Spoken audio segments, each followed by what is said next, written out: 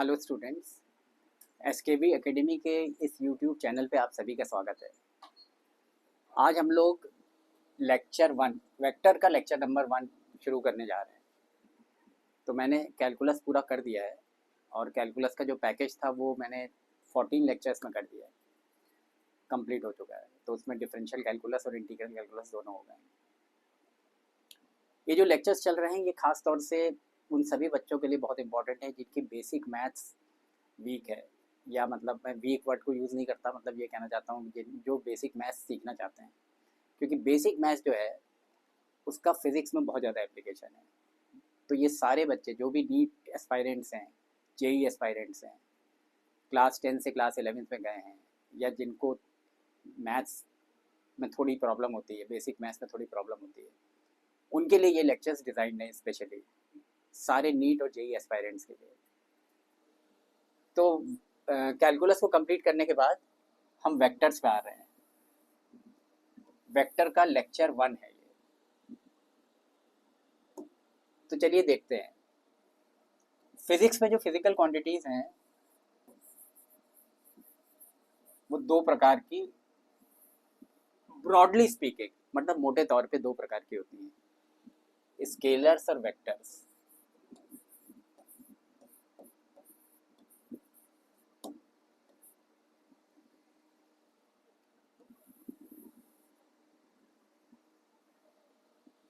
Scalars के पास कोई direction नहीं होता, जैसे कि मास है, मास के पास कोई डायरेक्शन नहीं होता, वेट के पास डायरेक्शन होता है।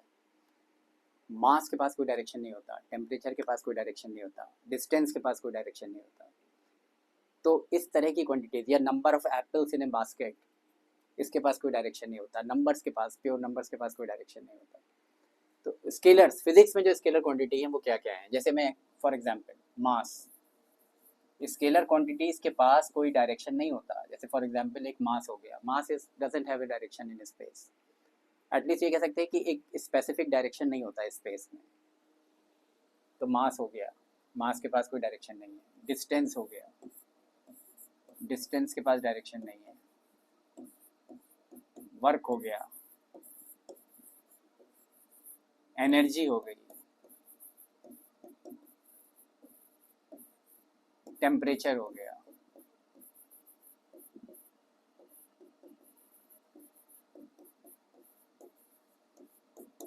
और वेक्टर क्वांटिटीज जो होती हैं उनके पास स्पेस में एक डायरेक्शन होता है, स्पेसिफिक डायरेक्शन होता है स्पेस में, और वो कुछ स्पेशल लॉज, एडिशन के कुछ स्पेशल लॉज को फॉलो करती हैं। मतलब जैसे अगर आप स्केलर क्वांटिटीज को देखो, नंबर्स को देखो, तो उनका एडिशन कैसे होता है, 2+3=5, 4+3=7, ऐसे ऐड होते हैं नंबर्स। या कह सकते हो स्केलर क्वांटिटीज ऐसे ऐड होती हैं, 2 kg mass plus 3 kg mass equal to 5 kg mass, 2+3=5। तो स्केलर्स का एडिशन बहुत सिंपल होता है, मतलब जो हम सीखते आए हैं बचपन से। लेकिन वेक्टर्स का जो एडिशन होता है वो इस प्रकार का नहीं होता कि 2+3=5। वेक्टर्स के पास का जो एडिशन का लॉ होता है वो स्पेशल लॉ होता है। तो चलिए फिर से बता रहा हूँ, वेक्टर क्वांटिटीज़ क्या होती हैं, जिनके पास स्पेस में एक डायरेक्शन होता है, स्पेसिफिक डायरेक्शन, और जो कि लॉज ऑफ एडिशन को फॉलो करती हैं, स्पेशल लॉज ऑफ एडिशन को फॉलो करती हैं, वो क्वांटिटीज़ वेक्टर क्वांटिटीज़ होती हैं। जैसे फॉर एग्जांपल क्या हो गया, डिस्प्लेसमेंट हो गया,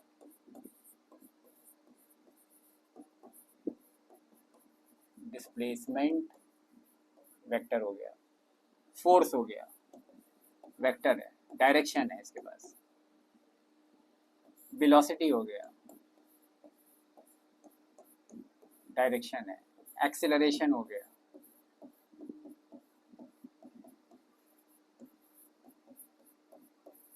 डायरेक्शन है, मोमेंटम हो गया। तो ये वेक्टर क्वांटिटीज हैं। तो आज जो हम लोग, आज की सभा में हमारा जो पंच होगा वो ये होगा कि वेक्टर एडिशन क्या है, इस बात पे हम लोग चर्चा करेंगे आगे। जैसे देखते हैं, पहले तो देखते हैं कि वेक्टर को हम कैसे रिप्रेजेंट करते हैं। मतलब किसी भी वेक्टर को आप ऐसे रिप्रेजेंट करते हो, एक एरो बना लो, इस एरो का जो डायरेक्शन है वो वेक्टर का डायरेक्शन होगा। मतलब इस वेक्टर का डायरेक्शन ये है। और मान लो ये कोई वेक्टर है, मान लीजिए ए है, इसका नाम है ए वेक्टर। मतलब ए कुछ भी हो सकता है, कोई कोई वेक्टर क्वांटिटी हो सकती है, जैसे वेलोसिटी हो गई, फोर्स हो गया, या डिस्प्लेसमेंट हो गया, कोई वेक्टर क्वांटिटी हो सकती है। तो मान लीजिए ये दिस इज ए वेक्टर। तो ए वेक्टर का एक डायरेक्शन है स्पेस में, दिस इज द डायरेक्शन। ये एरो है, एरो का ये वाला जो पॉइंट होगा, लीडिंग पॉइंट, इसको कहते हैं हेड ऑफ द वेक्टर। और ये जो पीछे वाला पॉइंट है, ट्रेलिंग पॉइंट, इसको कहते हैं टेल ऑफ द वेक्टर। और इसका जो साइज है, लंबाई जो इसकी है, that is proportional to the magnitude of the vector. मतलब जितना साइज ज़्यादा होगा, वेक्टर का मैग्नीट्यूड उतना ज़्यादा होगा। मान लीजिए 5 न्यूटन का फोर्स है, तो वो 5 सेंटीमीटर की लाइन से रिप्रेजेंट हो सकता है। और 10 न्यूटन का फोर्स है, तो वो फिर वो 10 सेंटीमीटर की लाइन से रिप्रेजेंट होगा। तो मतलब वेक्टर का जो मैग्नीट्यूड है वो उसके साइज के प्रोपोर्शनल होता है। मैग्नीट्यूड हमेशा पॉजिटिव होता है, बिकॉज साइज या लेंथ हमेशा पॉजिटिव होगी। तो अगर मुझसे कहा जाए what is the magnitude of vector A, magnitude of vector ए को मैं केवल ए लिखता हूं, इसके ऊपर एरो नहीं लगाता। अगर मैंने ये ऊपर एरो लगा दिया तो ये पूरी चीज एक वेक्टर है, जिसके पास मैग्नीट्यूड भी है, डायरेक्शन भी है। जैसे फोर्स, मान लीजिए मैंने कहा फोर्स 5 न्यूटन का फोर्स, तो 5 न्यूटन क्या है, 5 न्यूटन उसका मैग्नीट्यूड है। और उसके पास एक डायरेक्शन भी है फोर्स के पास। तो जब हमारे पास पूरी इंफॉर्मेशन होगी मैग्नीट्यूड की और डायरेक्शन की, तो वो चीज़ एक वेक्टर होगा। तो उसको हम ऐसे रिप्रेजेंट करते हैं, जैसे अगर यहाँ पे हम फॉर एग्जांपल अगर एफ वेक्टर कहते हैं, तो ये फोर्स वेक्टर हो गया। तो अगर मैंने ऊपर एरो बनाया तो ये पूरी चीज़ वेक्टर है, और मैंने एरो यहाँ ऊपर नहीं बनाया तो इसका मतलब है ये वेक्टर का मैग्नीट्यूड है। जैसे फॉर एग्जांपल फोर्स का मैग्नीट्यूड मान लीजिए 5 है, 5 न्यूटन, तो ये 5 है, मैग्नीट्यूड है। तो मैग्नीट्यूड ऑफ वेक्टर ए को ऐसे लिखते हैं, या फिर ऐसे भी लिखते हैं। वेक्टर बनाया और 2 पैरेलल लाइंस खींच दी। 2 पैरेलल लाइंस का मतलब हो गया ये वेक्टर का मैग्नीट्यूड है, मॉड ऑफ द वेक्टर है, वेक्टर का मैग्नीट्यूड है, वेक्टर का साइज है। तो ये हमारा रिप्रेजेंटेशन है, वेक्टर्स को रिप्रेजेंट करने की ये कला है, ये तरीका है, ये हमारा कन्वेंशन है। तो चलिए इस बेसिक नॉलेज के साथ अगर हम आगे चलें तो हम वेक्टर एडिशन पढ़ सकते हैं। वेक्टर एडिशन, चलिए मैं बहुत आराम से समझा रहा हूँ, आप लोग इसको ग्रास्प करने की कोशिश करिए, पूरा 100% समझ में आएगा। वीडियो को बिल्कुल लास्ट तक देखिएगा, और आपको पसंद आएगा तो हमारे चैनल को सब्सक्राइब भी करिएगा, क्योंकि मैं धीरे धीरे करके अभी तो मैं बिल्कुल पूरी तरह से नीट और जेई के लिए डिवोटेड हूँ, लेकिन मैं कभी कभी बीच में कुछ ऐसे भी लेक्चर्स बनाऊँगा जिसमें आप लोग का इंटरेस्ट बढ़े, फिजिक्स की तरफ लगाव बढ़े, फिजिक्स से प्रेम बढ़े। तो जैसे मान लीजिए 2 वेक्टर्स हैं, एक वेक्टर ए है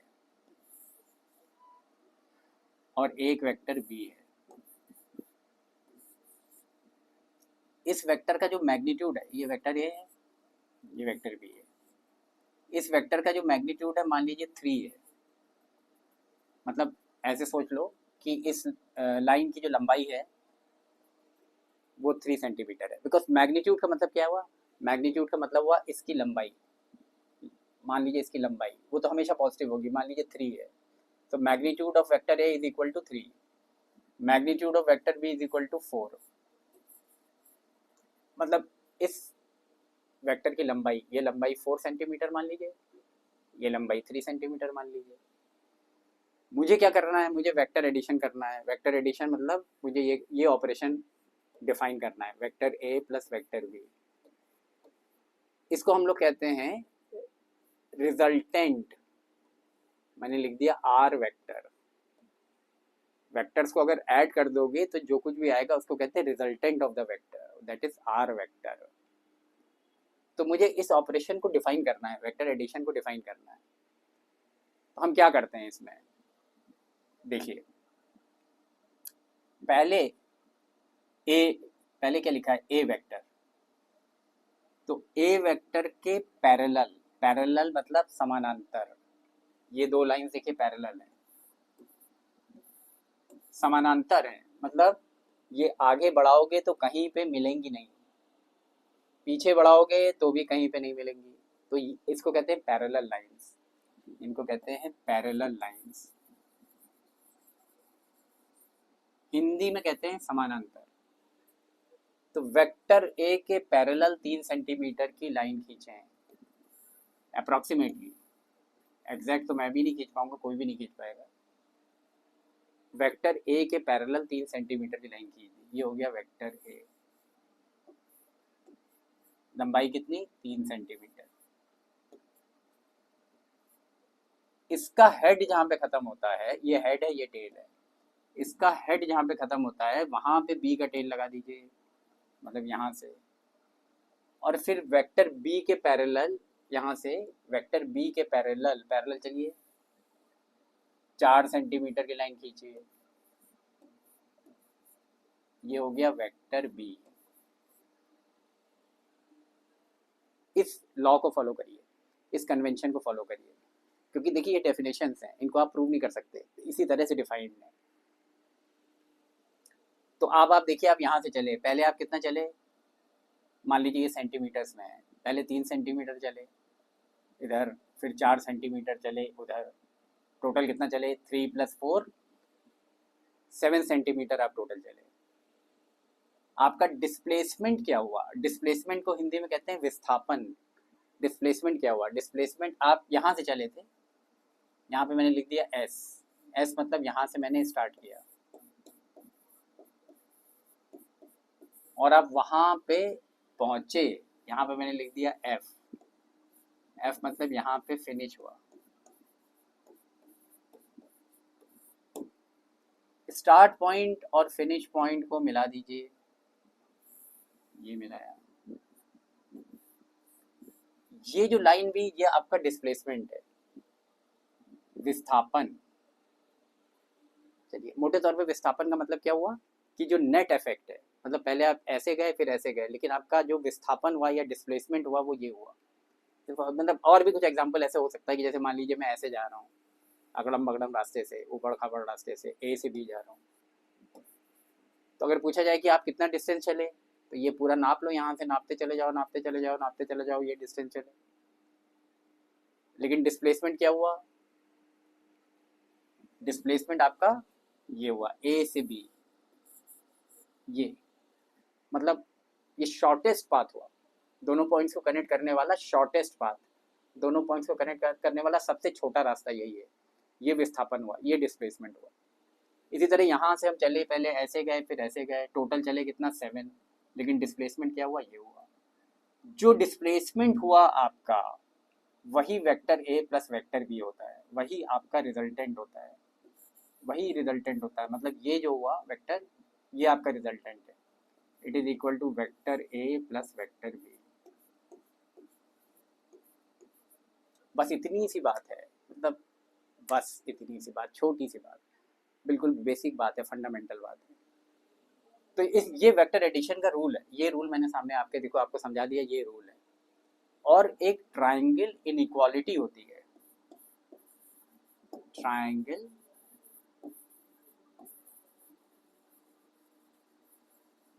इनइक्वालिटी। ट्रायंगल इनइक्वालिटी ये कहती है कि किसी भी ट्रायंगल की दो साइड्स का जो सम होगा वो तीसरी से हमेशा ज़्यादा होगा। मतलब इन दोनों का अगर आप जोड़ दो, एक साइड ये एक साइड ये, दोनों को जोड़ दो कितना आया, 3 + 4 7 आया। तो ये वाली जो लंबाई होगी ये हमेशा 7 से कम ही होगी बेटा। अगर ये ट्रायंगल बन रहा है तो ये वाली साइड, ये वाली लंबाई तुम नाप लो, ये 7 से कम ही होगी। तो ये वैसा एडिशन नहीं है 3 + 4 = 7, ये वाली जो लंबाई होगी वो 7 से कम ही आएगी। तो ये एक स्पेशल टाइप का रूल है जो कि वेक्टर्स के लिए एडिशन का रूल कहलाता है। तो मैं एक एग्जांपल और देता हूँ, मतलब क्योंकि मैं चाहता हूँ कि तुम थोड़ा सा पारंगत हो जाओ। ये एक एग्जांपल था, दूसरा एग्जाम्पल ये हो सकता है कि मान लीजिए एक वेक्टर ए ऐसे जा रहा है और एक वेक्टर बी मान लीजिए ऐसे जा रहा है, और इसकी लंबाई यानी इसका मैग्नीट्यूड मान लीजिए 3 है और इसकी लंबाई मान लीजिए 4 है। आपको निकालना है what is vector A plus vector B. तो आप क्या करोगे? Vector A plus vector B को आप क्या कहोगे? रिजल्टेंट ही तो कहोगे। तो पहले ए लिखा है, हमेशा वही काम करोगे। देखिए फिजिक्स एक तरह से बहुत इजी सब्जेक्ट भी है, क्योंकि फिजिक्स में जो है वो लॉज लगते हैं, और आपको एक लॉ पता है तो उस लॉ से आप बिलियंस ऑफ प्रॉब्लम्स कर सकते हो सॉल्व, और बार बार वही काम करना है आपको, बस उसी लॉ का एप्लीकेशन देखना है। तो जैसे यहाँ पे हमको निकालना है what is vector A plus vector B, तो हम क्या करेंगे? जो मैंने बताया था, पहले यहाँ लिखा है ए, तो आप वेक्टर ए के पैरेलल 3 सेंटीमीटर की लाइन खींचो। देखो ये पैरेलल हुआ बेटा, वेक्टर ए के पैरेलल 3 सेंटीमीटर की लाइन मैंने खींच दी। पैरेलल क्यों है? क्योंकि ऐसे इसको फील करो, ये लाइन और ये लाइन दोनों आपस में आगे बढ़ा दोगे तो मिलने नहीं जा रही, नहीं मिलेंगी। इनको आगे बढ़ाओगे तो ये मिलेंगी नहीं, इंटरसेक्ट नहीं करेंगे, क्रॉस नहीं करेंगे एक दूसरे को। तो ये पैरेलल हो गई, ये लाइन और ये लाइन पैरेलल हो गई। फिर मैंने क्या बताया था कि वेक्टर ए का जहां पे हेड खत्म हो जाता है, वेक्टर ए का हेड यहाँ पे खत्म हो रहा है, वहां पे वेक्टर बी का टेल लगाओ। तो यहाँ से चलो, यहाँ पे वेक्टर बी का टेल लगाओ, और फिर बी के पैरेलल 4 सेंटीमीटर की रेखा खींचो। बी के पैरेलल चलो, बी के पैरेलल ये हुआ, ये 4 सेंटीमीटर की रेखा खींच दी, ये 4 सेंटीमीटर की लाइन खींच दी। अब देखो फील करो इसको, ये और ये पैरेलल है, आगे बढ़ा तो दोनों लाइंस कहीं मिलेंगी नहीं। अब सोचो क्या हुआ, आपने यहां से स्टार्ट किया था, ये आपका स्टार्ट पॉइंट था, आप ऐसे गए, फिर ऐसे गए, यहां पहुंचे, तो ये आपका फिनिश पॉइंट था। तो आपका डिस्प्लेसमेंट क्या हुआ? डिस्प्लेसमेंट ये हुआ, स्टार्ट पॉइंट और फिनिश पॉइंट को ऐसे मिला दो, तो ये डिस्प्लेसमेंट हुआ, शॉर्टेस्ट पाथ। ये जो डिस्प्लेसमेंट हुआ that will be vector R, that will be vector A plus vector B. तो इस चित्र के हिसाब से ये डायग्राम है। तो ये जो लंबाई आएगी, हमेशा दोनों को ऐड करो, 7 से कम आएगी। आप जैसे भी ट्रायंगल आप चाहो तो घर में बना के देख लो, क्योंकि मेरे को फिजिक्स में ऐसा है कि आप किसी की बात पे भरोसा मत करो, आप खुद भी अपना दिमाग यूज़ करते रहो और देखते रहो क्या हो रहा है। तो दिमाग इससे क्या होता है, शार्प होता है, और थॉट एक्सपेरिमेंट्स करते रहो, सोचते रहो, तो दिमाग आपका शार्प होता रहेगा। तो यहाँ से ये वेक्टर एडिशन का रूल है। तो यहाँ पे अभी तक हम जो बात कर रहे थे वो 2 वेक्टर्स की बात कर रहे थे। अब मैं ये आपको ये बताना चाहता हूँ कि ये थ्योरी आप कितने भी वेक्टर्स हैं सेम थ्योरी लगेगी। तो इसलिए फिजिक्स या मैथ्स जो भी कह लो, उनकी जो बेसिक बुनियादी बातें हैं उन पे अगर आपकी पकड़ है तो आगे आपको परेशानी नहीं होगी। जैसे फॉर एग्जांपल, अगर मान लीजिए 3 वेक्टर हैं, vector A, vector B, vector C. एक एग्जांपल ये देखते हैं, इसका मैग्नीट्यूड मान लो 2 है, मतलब ये लंबाई 2 सेंटीमीटर, इसका मैग्नीट्यूड मान लो 3 है, ये लंबाई 3 सेंटीमीटर, इसका मैग्नीट्यूड मान लो 4 है, ये लंबाई 4 सेंटीमीटर, ये है। अब मान लीजिए आपसे कहा गया what is vector A plus vector B plus vector C. ये क्या हो गया? ऐड कर दिया ना आपने, तीनों को ऐड कर दिया। तो जो ऐड करके आएगा उसको आप क्या बोलते हो, भाषा क्या है, उसको बोलते हो रिजल्टेंट। तो आपको यहाँ पे 3 वेक्टर्स का रिजल्टेंट पता करना है। तो आप देखिए, आप यहाँ से चले थे ए प्लस बी प्लस सी, यहाँ से चले थे और घूम के वहीं वापस पहुँच गए। जब आप घूम के वहीं वापस पहुँच गए तो आपका डिस्प्लेसमेंट 0 हो गया, विस्थापन 0 हो गया। घूम के उसी पॉइंट पे वापस आ गए तो डिस्प्लेसमेंट 0 हो गया। डिस्प्लेसमेंट 0 हो गया तो वेक्टर, ये वेक्टर सम है, वेक्टर सम क्या बताता है? डिस्प्लेसमेंट बताता है। तो वेक्टर सम कितना हो जाएगा? 0 हो जाएगा। तो 3 वेक्टर्स का जो वेक्टर सम है वो 0 कब होगा? जब तीनों को तुम ऐड करोगे 0 आएगा। वो कब आएगा? जब तीनों एक ट्राइंगल का पार्ट होंगे। अगर तीनों एक ट्राइंगल का पार्ट होंगे तो उनका वेक्टर सम 0 आएगा ही आएगा। ओके। और अगर आप मैग्नीट्यूड्स के हिसाब से देखो, ए का मैग्नीट्यूड कितना है? 2, बी का मैग्नीट्यूड कितना है? 3, सी का मैग्नीट्यूड कितना है? 4। तीनों के मैग्नीट्यूड्स को ऐड करो तो कितना आया? 4 3 7 2 9, 3 2 5 4 9, 9 आ गया। तो मैग्नीट्यूड 9 आया। मैग्नीट्यूड 9 आया, लेकिन वेक्टर सम 0 आया। इसको साइंटिफिकली ऐसे भी लिखते हैं, मॉड ऑफ ए। ये क्या चीज है? Mod of A, magnitude of A. ये क्या चीज है? Magnitude of B. ये क्या चीज है? Magnitude of C. तीनों के मैग्नीट्यूड्स को ऐड करोगे तो 9 आएगा। तो अब आपको डिफरेंस समझ में आ रहा होगा, वेक्टर एडिशन, वेक्टर्स के एडिशन और उनके मैग्नीट्यूड्स के एडिशन के बीच में जो डिफरेंस है। यहाँ पे मैंने वेक्टर्स को ऐड किया तो 0 आया, और वेक्टर्स के मैग्नीट्यूड्स को ऐड किया तो 0 नहीं आया। और क्या पता चला?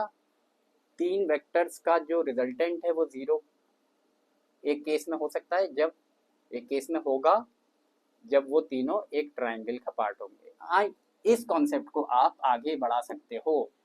अगर आप कॉन्सेप्ट को आगे बढ़ाते हो तो आप उसको क्या कहते हो? एक्स्ट्रापोलेशन। मतलब this concept can be extrapolated, आगे बढ़ा सकते हो इसको। इस कॉन्सेप्ट को कैसे आगे बढ़ाओगे? मान लीजिए ये तो मैंने 3 वेक्टर्स के लिए बताया। अगर 50 वेक्टर हों, 50 से ज़्यादा हो जाएंगे, तो मान लो 3 4 वेक्टर जो भी है, सी डी, अगर ये है एफ वेक्टर, ये पॉलीगन बन गया। तो vector A plus vector B plus vector C, B C, A B C D, ये ई है मान लो, प्लस वेक्टर ई। ये भी 0 होगा क्योंकि डिस्प्लेसमेंट 0 हो गया, क्लोज्ड पॉलीगन बन गया, तो डिस्प्लेसमेंट 0 हो गया, तो वेक्टर सम 0 हो गया। और अगर ये क्लोज ना होता, मान लो ऐसा होता, अभी छोटा केस ले लो, एक ट्रायंगल का केस ले लो, एक तीन वेक्टर्स का केस ले लो। चलो, एक ए वेक्टर, ये बी वेक्टर, ये सी वेक्टर। अगर आपको निकालना है कि इन 3 का रिजल्टेंट क्या होगा, 3 का रिजल्टेंट क्या होगा बेटा? Vector A plus vector B plus vector C होगा। तो वो कैसे आएगा? आपने यहां से स्टार्ट किया था, अब वहां पहुंचे, स्टार्ट किया यहाँ से, पहले ऐसे गए, फिर ऐसे गए, फिर ऐसे गए, मतलब यहाँ पहुंचे। तो आपका डिस्प्लेसमेंट क्या हुआ? डिस्प्लेसमेंट स्टार्ट पॉइंट को फिनिश पॉइंट से मिला दो, ये डिस्प्लेसमेंट हुआ। तो जो डिस्प्लेसमेंट हुआ वही रिजल्टेंट होगा। मतलब पंच लाइन क्या है? जैसे मैंने कैलकुलस पढ़ाया था तो पंच लाइन बताई थी dy by dx की। dy by dx का फंडामेंटल मीनिंग क्या है? Slope of the tangent. वैसे वेक्टर एडिशन की पंच लाइन क्या है? कि जो डिस्प्लेसमेंट होगा वो वेक्टर एडिशन होगा। तो vector A plus vector B plus vector C क्या होगा? It will be this vector, सीधी लाइन से मिला दो, शॉर्टेस्ट पाथ। ये जो होगा this will be vector A plus vector B plus vector C. अब इस मतलब ये एक ही कॉन्सेप्ट है वेक्टर का, ये एक ही कॉन्सेप्ट है जो कि हर जगह लगता रहेगा। तो आपको यहाँ पे कोई दिक्कत नहीं आनी चाहिए। और इसी लॉजिक को अगर आप आगे बढ़ाते हो तो आप वेक्टर का सब्ट्रैक्शन भी समझ जाओगे।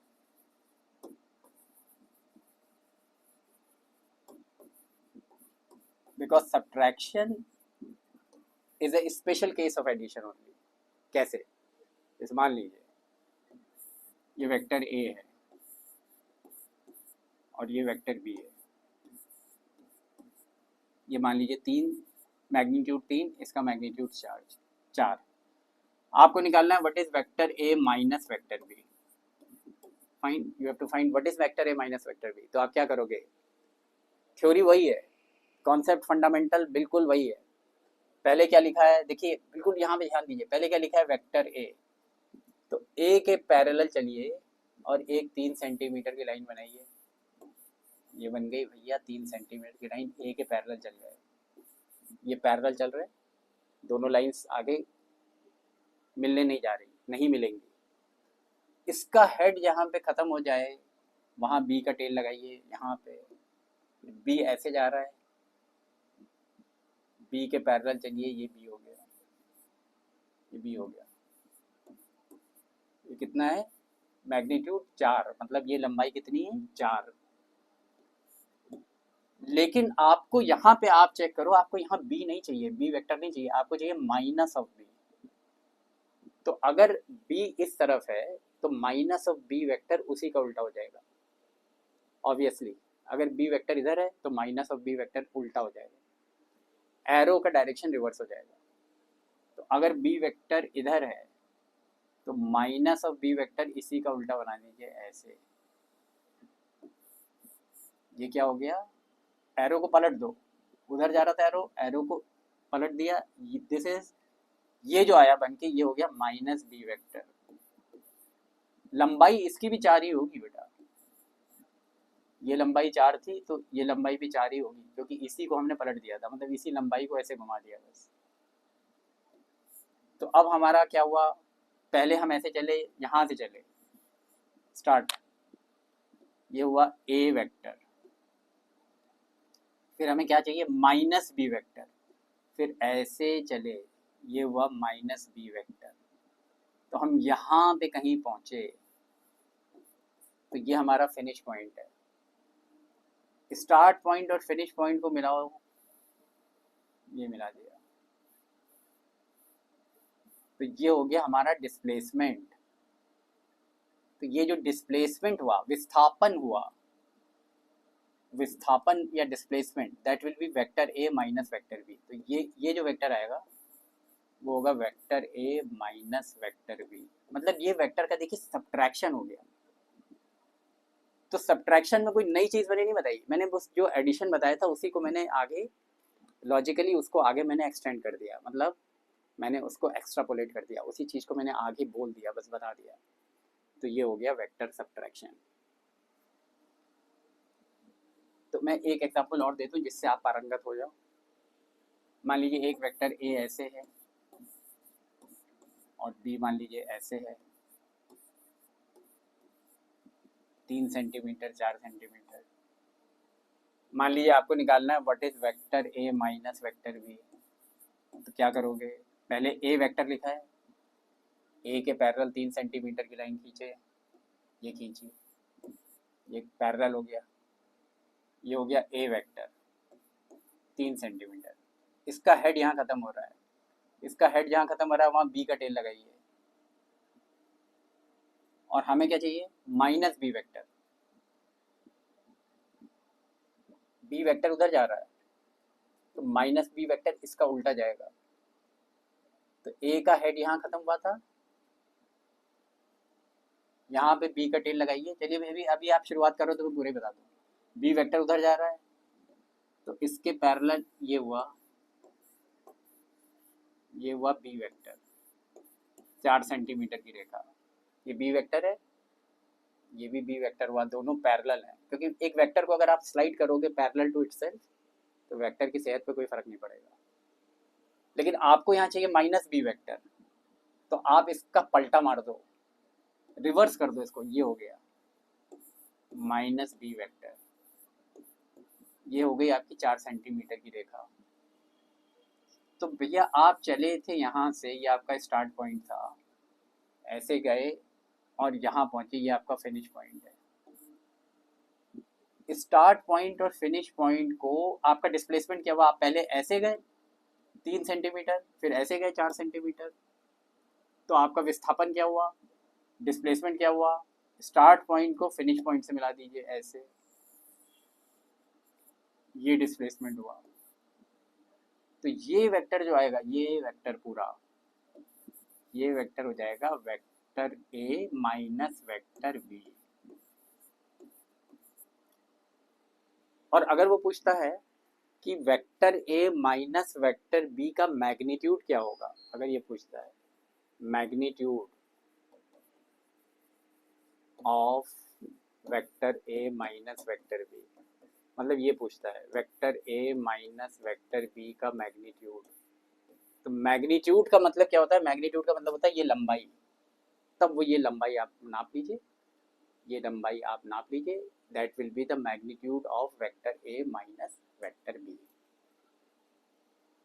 ये तो vector A minus vector B है, ये vector A minus vector B का मैग्नीट्यूड नहीं है।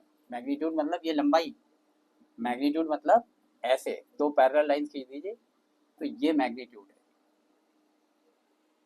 तो चलिए आज मैंने आप लोग को वेक्टर एडिशन और वेक्टर सब्ट्रैक्शन की पंच लाइन्स बताई। वेक्टर सब्ट्रैक्शन की हम पुनः आगे प्रैक्टिस करेंगे, लेकिन आज जो बेसिक बात थी जो मैं कहना चाहता था मैंने वो आपको बता दी। आपको मेरा लेक्चर अगर ये वाला आज का पसंद आया होगा, ये पहला लेक्चर है वेक्टर का, और आप सभी लेक्चर्स आगे के भी देखिएगा प्लीज़। तो आप हमारे चैनल को सब्सक्राइब करिएगा, लाइक करिएगा, फॉलो करिएगा।